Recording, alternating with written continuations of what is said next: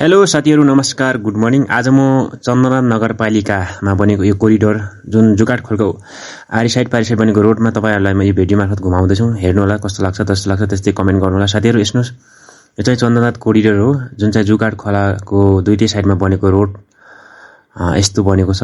यहाँ चाहिँ ग्रिलहरु हालेको छ, प्लेटहरु पनि ओछ्याएको छ। हेर्नुस्, यो हरियाली मौसममा चाहिँ घुम्न चाहिँ एकदम राम्रो हुनेछ। बीचमा खोला बगिरहेको छ तर खोलामा चाहिँ फोहोर भने जस्ताको त्यस्तै छ। चन्दनाथ कोरिडोर जुन चन्दनाथ नगरपालिकाले यसरी बनाइरहेको छ। यो चाहिँ टुटीखेल मैदान त्यसको साइडमा आउने रोड बनेको छ। हेर्नुस् है कस्तो लाग्यो। तपाईहरुले चाहिँ फेसबुकमा गएर कमेन्टहरु लाइकहरु गर्नु होला, शेयरहरु गरिदिनु होला।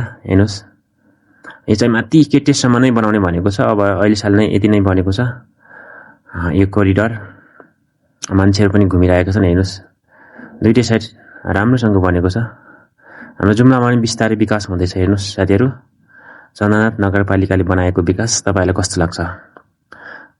यो चाहिँ रुखहरु पनि देखिरहेका छन्। अहिले चाहिँ हिउँदको समयमा रुखहरु हरियाली छैनन्, सुक्खा छ।